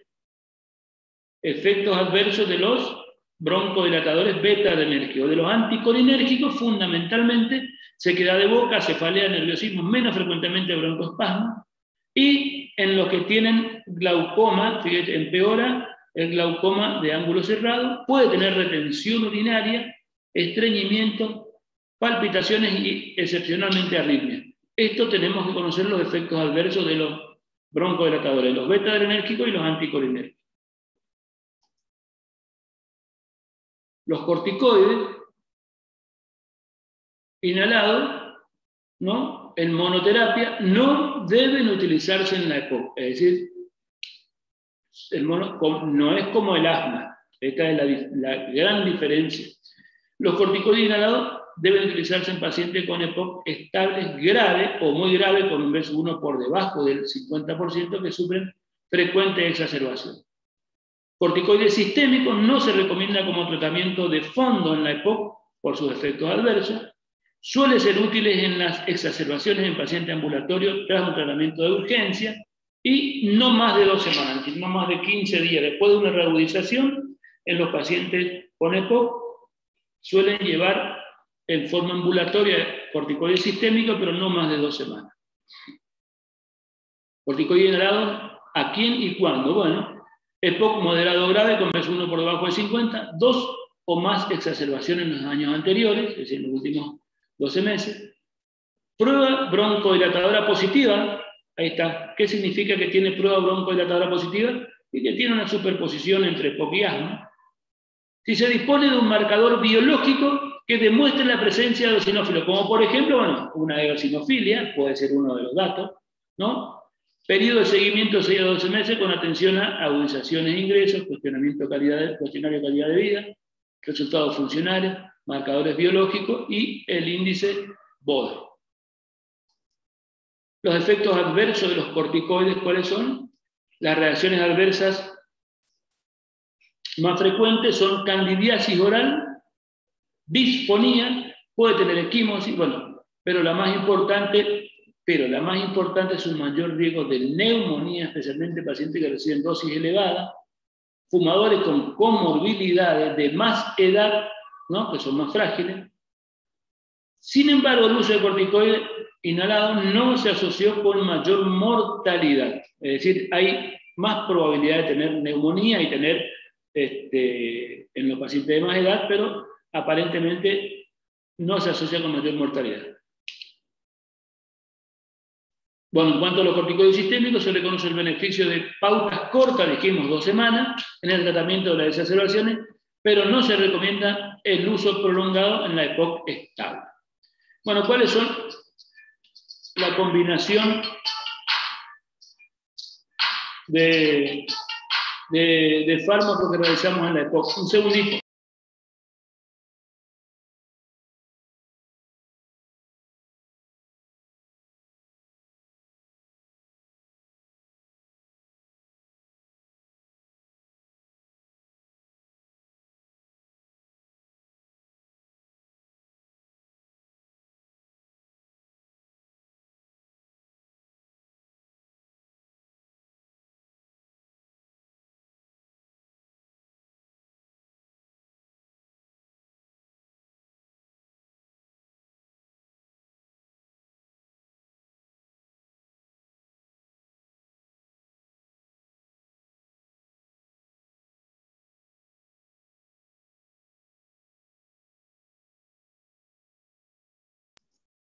Bueno, seguimos. ¿Cuál es la combinación? Bueno, la comparación de la asociación de agonista beta-adrenérgico de acción larga y antimuscarínico de acción larga versus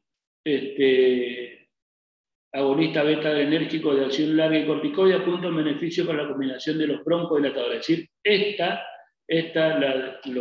de los beta-agonistas y los antimuscarínicos es mejor que los beta-agonistas con corticoides. La combinación de los beta, ¿no? De los beta-2 de acción larga y corticoide inhalado debe utilizarse en pacientes con EPOC grave y síntomas permanentes con exacerbaciones frecuentes. Y si a eso le sumamos algún marcador biológico como hipereosinofilia y respuesta broncodilatadora, sin duda que tiene que llevar porque son los famosos síndromes de superposición. Bueno, la triple terapia combinación de tiotropio, beta-2 agonista de acción larga y un corticoide inhalado deben utilizarse en pacientes con EPOC grave o muy grave con mal control de los síntomas, es decir, combinar los 3 cuando tienen mal control de los síntomas. Otros fármacos que se utilizan para el manejo de los pacientes con EPOC, solemos ver muy frecuentemente la utilización de mucolíticos, bueno, datos controvertidos. Hay un estudio del Bronco que ha demostrado una reducción del número de observaciones en pacientes tratados con N-acetilcisteína, pero solo los que no reciben corticoides, es decir, los mucolíticos N-acetilcisteína en los que no reciben corticoides pueden tener mejor respuesta, digamos, sobre todo en las exacerbaciones. Antitusígenos.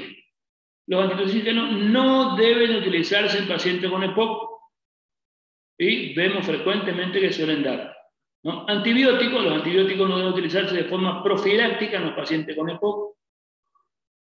La estatina y los macrólidos, bueno, posible efecto antiinflamatorio, los macrólidos cada vez tenemos más datos que avalan la utilización.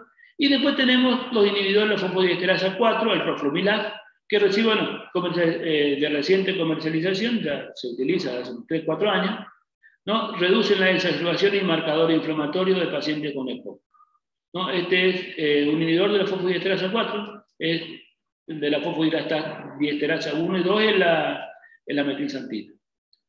¿Qué otro tratamiento podemos utilizar? El tratamiento, la oxigenoterapia crónica domiciliaria, ¿no? Oxigenoterapia crónica domiciliaria como tratamiento del EPOC. Disminuye, ¿cuáles son los efectos? Disminuye la policitemia, mejora la hipertensión pulmonar, mejora las condiciones neuropsicológicas y aumenta la supervivencia. Fíjense, la única intervención terapéutica que aumenta la supervivencia es la oxigenoterapia crónica domiciliaria. Y por supuesto, si uno lo interpreta en ese sentido, la cesación tabáquica sería la otra. ¿Cuáles son las indicaciones de oxigenoterapia crónica domiciliaria en el paciente con EPOC? Está indicado en los que tienen la PaO2 por debajo de 55 milímetros de mercurio, por debajo de 55. Si la PaO2 está entre 55 y 59 y se acompaña de cor pulmonar. El cor pulmonar es una insuficiencia cardíaca derecha producida por hipertensión pulmonar que a su vez es secundaria a una hipoxia alveolar crónica. Es decir, ¿cuál es la indicación de oxigenoterapia crónica domiciliaria en el EPOC? Cuando la PaO2 está por debajo de 55 milímetros de mercurio, o cuando está entre 55 y 59, en lo que se acompaña de cor pulmonar, o hematocrito por arriba del 50%, eso me habla de poliglobulia, ¿no? Los que tienen arritmia cardíaca, o los que por la hipoxemia tienen afectación de las funciones intelectuales. Todas esas son indicación de oxigenoterapia crónica domiciliaria. Por supuesto, indicada en condiciones estables y que no fumen, en condiciones estables y que no fumen. La fracción inspirada de oxígeno tiene que ser baja, 22-24%, y tiene que recibir más de 15 horas por día.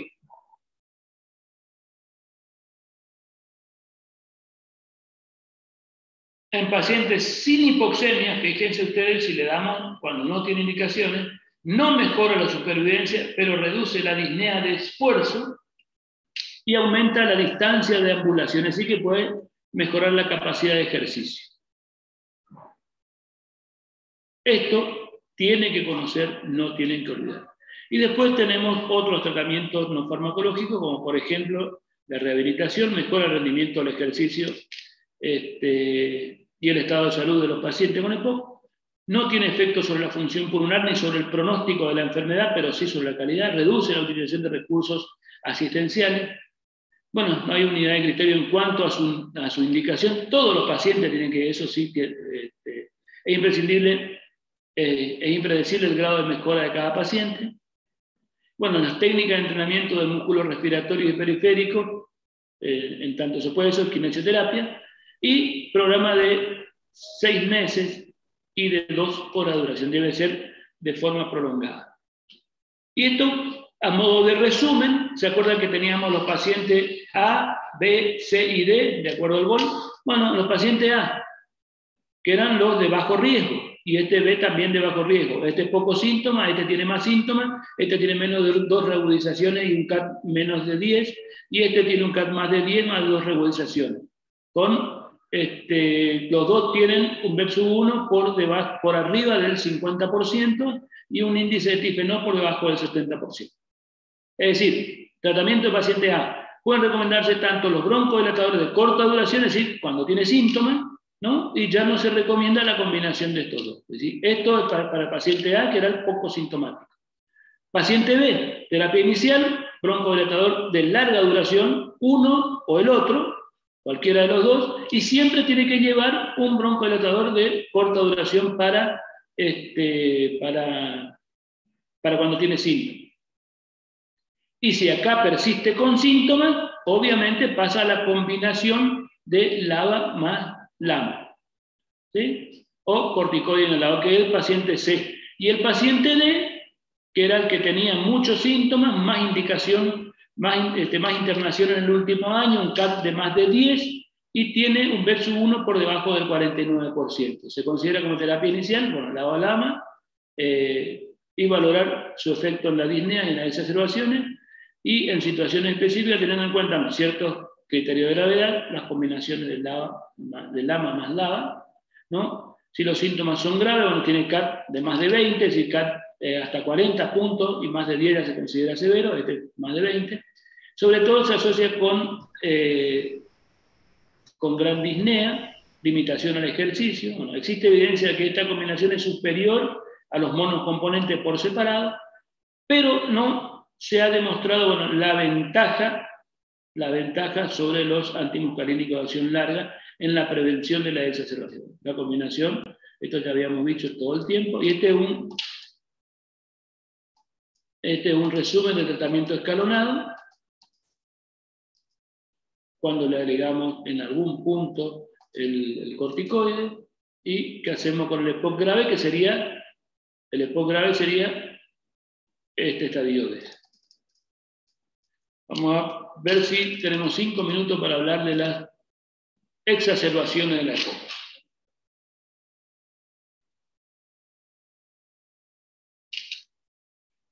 Voy a descansar 2 minutos y ustedes pregunten 2 minutos. Doctor, le hago una pregunta. ¿Me escucha? Sí. Sí. En el caso del grupo de pacientes A, ¿se le da SABA o SAMA? ¿Sí? A demanda. ¿Me escucho? En el grupo de pacientes No te entiendo bien la pregunta. No, el volumen de tu audio parece que no es... ¿Mejor? Ahora menos. No te escucho nada. Arce, Juan Carlos. Doctor, yo creo que está preguntando tratamiento de los pacientes que están clasificados como A. ¿No escucho? No entendí. El tratamiento para los pacientes con EPOC tipo A. Tipo A. Ese recibe solo el broncodilatador de rescate. Persiste con síntomas, le das un antimuscarínico o un beta-2 estimulante de acción prolongada, más el de rescate. Esa era la pregunta. Ese sería el tratamiento del EPOC tipo A. Esa era la pregunta, yo le dije nomás, doctor, gracias. Gracias. Bueno, vamos a ver las exacerbaciones. No existe una definición aceptada por todo, digamos, de regularización, bueno, pero casi todas las definiciones requieren los siguientes puntos. Fíjense ustedes. Aumento de los síntomas respiratorios. Duración mínima que lo distinga de la variabilidad diaria y necesidad del cambio de tratamiento. ¿Cuáles son los síntomas respiratorios de la EPOC? Nosotros en líneas generales decimos que la EPOC tiene tos cotidiana, tos con una variabilidad diaria, digamos, que a veces tose más a la mañana, o algunos tosen más a la noche, 5 o 10 minutos después de acostarse, tosen 2 o 3 minutos, dejan de toser, duermen toda la noche, a la mañana siguiente tosen de vuelta, y ya después durante el día andan relativamente bien. Tienen secreciones, que debe ser, vamos a suponer, tienen secreciones de característica mucosa, y un determinado volumen, ¿no? Y tienen disnea con una clase funcional. Resulta que comienza por ahí la tos, a toser todo el día, entonces algo cambió en su síntoma. La variación diaria no es que tenía un patrón diario, no, ahora tose todo el día, ya hay un cambio. Eso es sinónimo de exacerbación. O cambios de características en las secreciones, se ponen purulentas, eso habla de exacerbación. O aumento de la clase funcional de la disnea, cambia la disnea, eso habla de exacerbación. Cualquier cambio en alguna de esas, hablamos de exacerbación. Eso es lo que tenemos que tener y hay que interrogar, es decir, cambio en la característica de los síntomas. Duración mínima que la distinga la variabilidad diaria y necesidad de cambio de tratamiento. Bueno.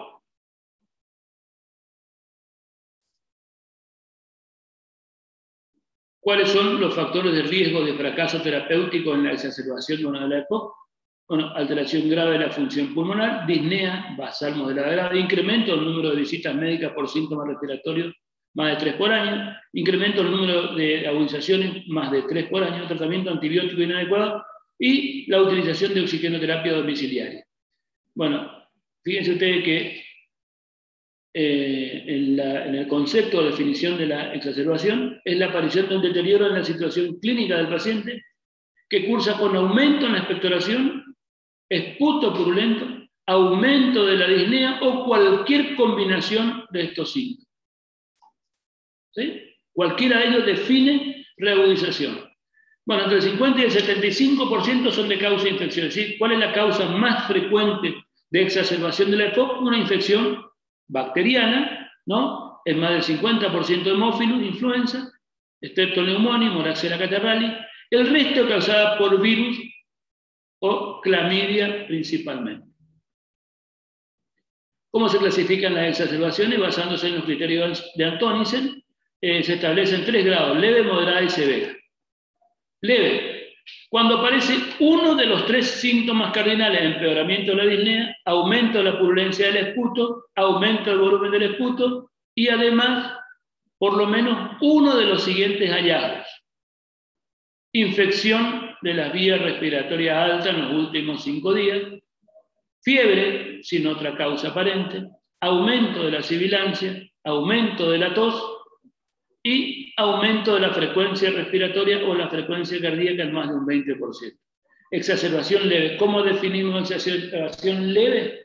De acuerdo a la severidad. Bueno, cuando aparece uno de estos 3 síntomas: empeoramiento de la disnea, aumento de la purulencia, aumento del volumen y además uno de estos: infección en los últimos 5 días, fiebre sin otra causa, aumento de la sibilancia, aumento de la tos y aumento de la frecuencia cardíaca, la frecuencia respiratoria por arriba del 20% de lo basal. ¿A qué le llamamos exacerbación moderada? Cuando aparecen 2 de los 3 síntomas cardinales y uno o más de los hallazgos mencionados anteriormente. 2 de los 3 síntomas cardinales ya habíamos visto. Y una severa cuando están los 3 síntomas cardinales, es decir, el aumento de la tos, el aumento del esputo y la purulencia y la disnea, ¿no? ¿Cuáles son los signos de alarma?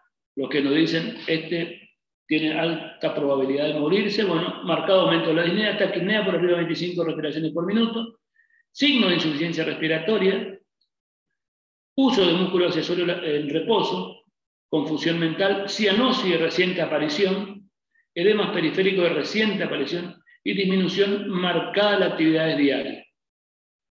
Cuando tenemos esto, en la atención primaria tenemos que internarlo casi sin duda. ¿Cómo se diagnostica la exacerbación diagnóstica? La causa fundamentalmente, el diagnóstico fundamentalmente clínico, y de ser necesario se solicitará principalmente radiografía de tórax. ¿Para qué? Para ver si no hay una neumonía, para ver si no hay un neumotórax, puede ser otra causa de la reagudización, para ver si no hay clínica o signo de insuficiencia cardíaca. Para eso tendremos que haberle ocultado rales crepitantes, intolerancia al decúbito, tercer ruido, es decir, que otra de las causas de las reagudizaciones. Las infecciones son las más frecuentes. Le siguen la insuficiencia cardíaca, bueno, la neumonía, la insuficiencia cardíaca, el neumotórax, me queda uno. Y la embolia de pulmón. Esas son las causas más frecuentes de reagudización de la EPOC. Bueno, radiografía de tórax, gasometría arterial, electrocardiograma, hemograma, bioquímica general y algunas circunstancias que se puede espirometría. El BSU1 en la reagudización no se relaciona significativamente con los niveles de PO2 y solo débilmente con la CO2. Es decir, eso es la particularidad de la espirometría en las reagudizaciones. Prácticamente tiene poca utilidad en la reagudización. ¿Cuáles son los signos de mala evolución o los factores de riesgo de mala evolución en las reagudizaciones? Mayor de 65 años, disnea grave, comorbilidad significativa, es decir, no es lo mismo un paciente solo con EPOC que tenga insuficiencia cardíaca, cardiopatía isquémica, una arritmia, fallo renal, alguna hepatopatía. Esos son factores de mal pronóstico, digamos. ¿Qué otro más? Más de 4 exacerbaciones en el año previo, ingreso hospitalario por exacerbación en el año previo, uso de esteroides sistémicos en los últimos 3 meses, el que tiene oxigenoterapia crónica domiciliaria, ya estamos hablando de que es un EPOC severo en todos los aspectos. Uso de ventilación mecánica no invasiva, uso de antibióticos en los 15 días previos y expectoración recientemente purulenta. Cualquiera de estos me va a decir a mí que tiene probabilidad de tener mala evolución de esta reagudización. ¿Cómo se puede prevenir las reagudizaciones o la exacerbación del EPOC? Bueno, dijimos que el tiotropio reduce la probabilidad de sufrir exacerbaciones comparado con el ipratropio, ¿no? O placebo, sin que haya confirmado el incremento de eventos cardiovasculares. Los beta-2 enérgicos de larga duración también pueden reducir las exacerbaciones, es decir, tener una buena adherencia terapéutica es uno de los factores que previenen las exacerbaciones. Y la adherencia terapéutica, en el escalón que nosotros nos encontremos, o de acuerdo a la clasificación, en el estado que nosotros le pongamos, tiene que ser en forma adecuada. Fundamentalmente, fíjense ustedes, el tiotropio, los beta-2 de acción prolongada, ¿no? Los corticoides utilizados a largo plazo también muestran algún efecto, sobre todo en los pacientes con BES1 por debajo del 50% del teórico. No se recomiendan como uso en monoterapia en EPOC porque pueden incrementar el riesgo de infecciones respiratorias.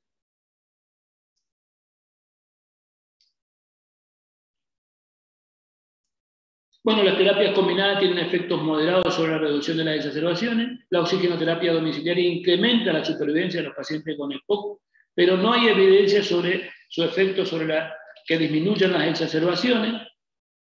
La rehabilitación pulmonar puede tener un efecto beneficioso en cuanto a la reducción de hospitalizaciones, sobre todo por la percepción de la disnea y mejora de la calidad de vida. Esta es la clasificación de Antonisen, ya vimos. Bueno, la clínica más habitual que se presenta en los pacientes con exacerbaciones es aumento de la disnea, incremento de la tos y de la expectoración, cambian las características del esputo, que generalmente se vuelve purulento, y ocultación de ronco y sibilancia o disminución de los ruidos respiratorios. Estos son los elementos clínicos de una exacerbación. Las causas ya dijimos cuáles son, ¿no? Dentro de las causas infecciosas ya dijimos la más frecuente y la no infecciosa. Bueno, causas ambientales, insuficiencia cardíaca, cardiopatía isquémica, arritmia, embolia de pulmón, traumatismo, cirugía, bueno, y dijimos neumotórax, era otra causa. ¿Cómo evaluamos inicialmente al paciente con EPOC reagudizado? Evaluar la historia clínica, obviamente interrogar acerca de las reagudizaciones, qué medicación usa, evaluar la enfermedad pulmonar previa, sobre todo la clínica y el estado funcional, tratamiento de fondo y frecuencia de las exacerbaciones previas. Con esto, él tuvo más de 2 internaciones en los últimos años y ya es un paciente que probablemente requiere internación ahora. Y después buscar los factores de riesgo, la frecuencia cardíaca, la frecuencia respiratoria, la cianosis de reciente aparición, el edema de reciente aparición. Obviamente que esto nos habla de que el paciente va a requerir internación. Bueno, los signos físicos, la cianosis, uso muscular accesorio, signo de insuficiencia cardíaca, alteración de la conciencia y ocultación tenemos que buscar. ¿Qué es lo que nosotros buscamos? Bueno, fundamentalmente las comorbilidades en la evaluación inicial, las causas que desencadenan la exacerbación, dijimos, infección, insuficiencia cardíaca, embolia de pulmón, anemia, neumonía, fundamentalmente, o infección canalicular, y los exámenes complementarios, la oximetría de pulso, para tener una idea de la función, el electrocardiograma de la función cardíaca, arritmia, si es que tiene o puede ser un factor desencadenante, la cardiopatía isquémica también es otro, la radiografía de tórax, sobre todo en EPOC grave, los gases arteriales, bueno, se deben medir en todo paciente con exacerbación grave o con disnea importante de rápida instauración, o los que tienen desaturación. Bueno, el tratamiento antibiótico de la exacerbación es generalmente empírico y debe basarse en 3 factores: gravedad de la EPOC, existencia o no de comorbilidades significativas, ¿sí? Y riesgo de infección por pseudomonas. Esto es para todos los tratamientos antibióticos de cualquier infección probable respiratoria. Tenemos que evaluar el riesgo de infección por pseudomonas, ¿no? Si hay comorbilidades, fundamentalmente con diabetes, cirrosis, insuficiencia renal, y la gravedad, en el caso de la EPOC, la gravedad de la EPOC, sobre todo, fundamentalmente en base al BES1, ¿no? los factores que me indican que puede haber riesgo de infección por Pseudomonas: hospitalización reciente, alteración funcional cuando el BS1 está por debajo del 30%, más de 4 ciclos de antibiótico en el año previo, y colonización o aislamiento previo de Pseudomonas. Es decir, si yo tengo un paciente que tiene riesgo de tener una infección por Pseudomonas, tengo que en el tratamiento incluir un antibiótico anti-Pseudomonas, ¿no? El tratamiento de las reagudizaciones, entonces, la mayoría de las reagudizaciones son leve o moderadas, que pueden ser manejados en la atención primaria, o sea, en el domicilio. Quienes se internan, bueno, lo que tienen reagudizaciones, o porque tienen reagudización grave, o tienen caída de la función respiratoria en forma severa previamente, ¿no? Entonces, a todos se le da, fíjense ustedes, mantener el tratamiento de base habitual para la enfermedad, eso tiene que recibir. Broncodilatador de acción corta tiene que recibir, lo de acción prolongada tiene que recibir. Eventualmente, si persiste con síntomas, se le puede agregar teofilina durante la internación y corticoides, que en general durante la internación son sistémicos, y lo que se realizan, las reagudizaciones que se realizan en tratamiento domiciliario puede ser corticoides inhalados, ¿no? Bueno, los corticoides se utilizan durante las reagudizaciones son hidrocortisona, 100 miligramos cada 8 horas, cuando se utiliza por vía sistémica, digamos, por vía endovenosa. Y si no, lo que ustedes conocen por vía inhalatoria.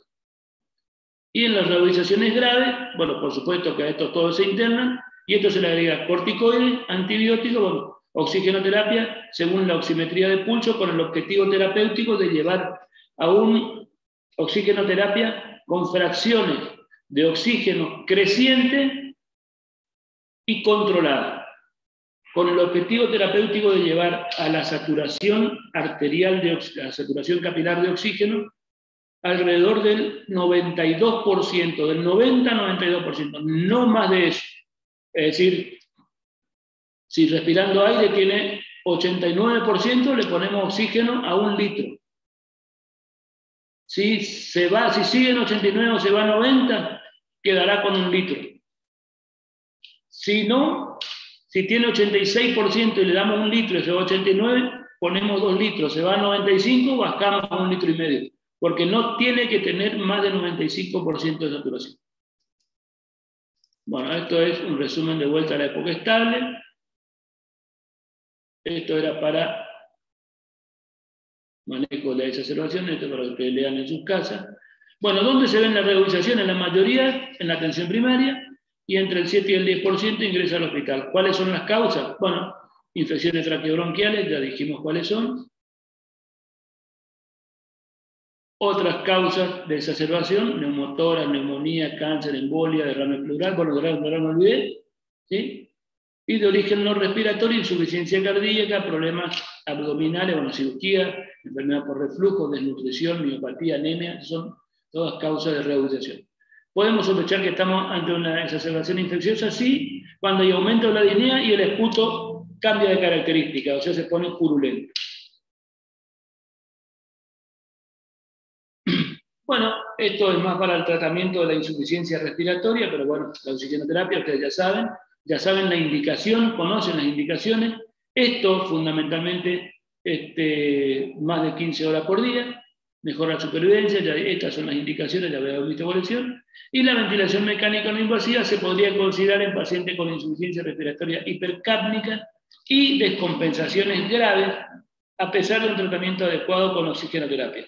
La oxigenoterapia, la ventilación mecánica no invasiva sería fundamentalmente con CPAP, y en algunas circunstancias tenemos una buena respuesta.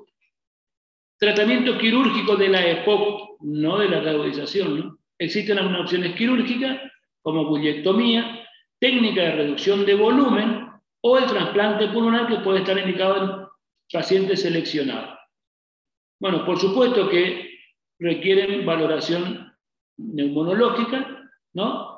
Por especialistas en neumonología y en cirugía torácica. Los pacientes que requieren ventilación mecánica también deben ser asistidos por neumonología. Bueno, fíjense, este diálogo está lindo, no te amo. ¿Cómo sabes que es amor? Porque pienso en ti y no puedo respirar. Ah, eso, asma. Bueno, entonces te asma. Y este es el médico de atención primaria, fíjense todo lo que tiene que hacer para optimizar el tiempo. Y acá terminamos, gracias por todo. Espero que mi charla haya sido de utilidad y estoy para responder si quieren hacer alguna pregunta. Profe, ¿este Power puede subir a la plataforma? Yo les debo a ustedes 3 clases, así que voy a subir hoy las 3 clases. Dale, gracias, profe. Profe, Sí. ¿no se puede dar antibiótico para profilaxis en el EPOC? No está indicado. Así había dicho. No, bueno. Vos sabés que hace más o menos unos 10 años atrás hubo en una época en que aún las guías decían que el antibiótico terapia era beneficioso, sobre todo la quinolona, pero desde el 2015 en adelante se comenzó a ver que lo que se hace es seleccionar cepa, en realidad cepa resistente cuando vos le prescribís un antibiótico. Lo que sí se suele dar como antiinflamatorio dosis baja de un acitromicina o claritromicina, que es la mejor y se puede dar en el asma, en la bronquiectasia y en la EPOC. Pero no como tratamiento antibiótico, sino como un adyuvante antiinflamatorio. Gracias, profe. Doctor, una consulta. ¿Por qué no puede saturar mayor a 95%? ¿Por qué no puede saturar? En realidad puede saturar. Lo que pasa es que nuestro objetivo tiene que ser por debajo. Si le ponemos una saturación por arriba del 95%, los pacientes que son EPOC suelen ser hipercápnicos crónicos. Y el único estímulo para ventilar es la hipoxemia. Entonces, ventilan porque tienen una PO2 baja. ¿Sí? Tienen estímulo respiratorio porque tienen una PO2 baja. Si vos le subís la PO2, el único estímulo que tenían para respirar, vos le estás sacando. Porque ya la hipercapnia ya está saturado, digamos, la respuesta a la hipercapnia y ya no responde más, responde solo la hipoxemia. Si vos le aumentás la PO2, no tiene más hipoxemia, entonces pueden hacer paro respiratorio. Gracias, doctor. Vendría a ser como un efecto adverso de la oxigenoterapia, como una intoxicación por oxígeno. Doc, disculpe, Bueno, sí. Una consulta. Respecto al parcial, Sí. ¿Qué parcial? El parcial de asma. ¿El parcialito? Ah, eso creo que la doctora le va a poner hoy. Ah, eso queríamos saber si rendíamos hoy. Creo que le iba a poner hoy. Ella dijo que se comunicó con ustedes que se ponía antes de las 19 o algo así. Ella avisaba. O si iba a ser, avisaba antes de las 19. Sí, eso fue ayer, por eso consultábamos si hoy es lo mismo. Gracias. Bueno, nos vemos. Hasta luego, que pasen bien. Chao, profe.